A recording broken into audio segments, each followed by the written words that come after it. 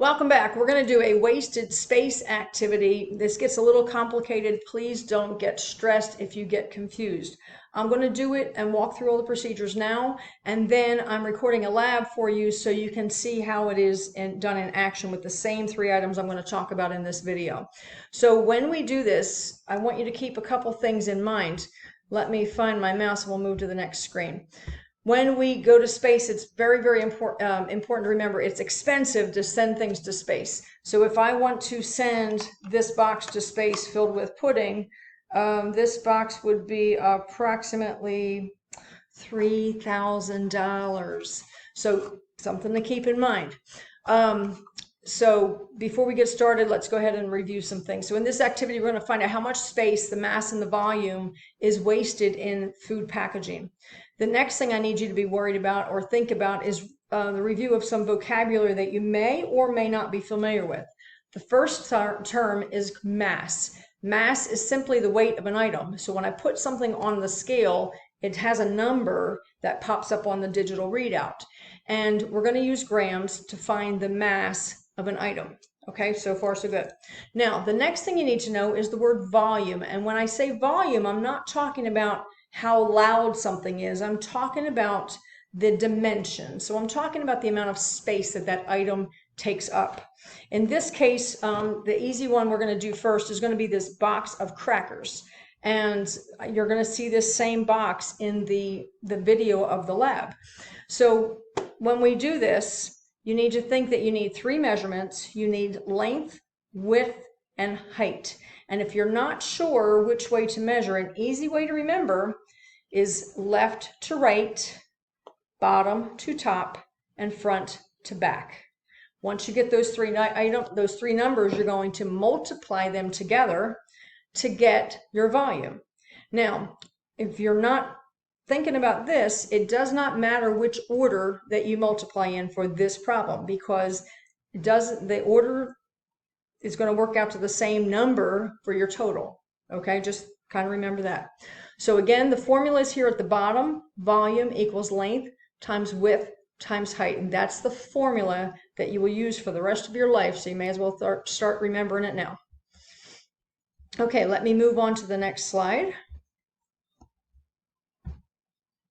The procedures get complicated. I have them all written here, and I will go back through again when I do the lab so you can get an idea of how to do this. You may be doing this in class, you may not. I have left that up to teacher discretion, but at least at this point I want you to get an idea of how to do this. It's really a fun activity because it's really great to bring in all the math for this. So we're going to be weighing, this is a grocery store package, and we're using this box of crackers. So when I go to do this, I'm just simply putting this box of crackers on the scale to find the mass. Then I'm going to do the calculation. So I'm going to do my length, my width, and my height of this package. Okay. Then I take the materials out, and I just want to find out how much does this weigh. And if I realize it's still in plastic, it's okay. So we're going to determine that and find out what the mass is of the new package. Okay, so then let's move on.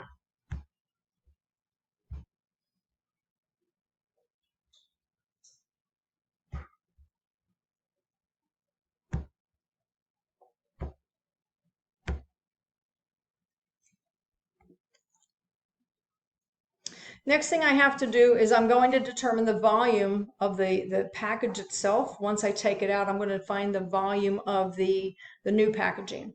Then I'm going to find the percentage of mass loss, the percentage of volume loss. I know it sounds complicated. Just hang on for the ride. I promise it'll make sense once you see all this work out. Next one we're going to do is we're going to test the usable and waste portion of 10 nuts. In this case, I'm using peanuts. Now, I did not see any peanuts at all last year when I was in China, so this is what a peanut looks like. And these grow underground, and you'll hear me say that probably again in the lab just to make sure you understand where they come from. Same thing again, I'm going to weigh them with the shells on. This is not 10, obviously. I'm going to weigh them with the shells on. Then I'm going to take the nuts out of the shell and then weigh the nuts without the shell. But I also want to figure out how much were those shells as well. And we're going to go ahead and do that because I want to find out which part is waste and which part is edible. So again, don't let this stress you. The next thing I'll do is then I'm going to do a piece of fruit. I'm going to choose an apple. The apple, you put it on the scale. Then I'm going to take the skin off of it. I'm going to take the core out of it. I'm going to find out how much is just the part that I can eat. How much does that weigh? I'm going to do that, and then I will do the same thing. I'm going to get those the peelings, the skin, and I'm also going to get the core, and I'm going to find out how much was that, because I don't need to send that to space. What are they going to do with it? They're not going to do anything with it. So that's just something to think about when we do this. So again, I'm going to do the whole thing for you through the lab. You'll see that shortly. Okay, now discussion. After you watch the lab component of this, I need you to really think things through. Did the packaging make that much of a difference? Does it make a difference in the weight? So when I have this and put it on the scale, does it make that much of a difference than if I just put this on the scale? So think about that. What about the volume? Does it change the volume? Maybe, maybe not. So things to think about. Then after we remove the parts of food that we're not going to eat, like I'm not going to eat the box, I'm not going to eat the shells, and I'm not going to eat the core. Did the weight change in a big way? Did it drastically decrease? Did it go down?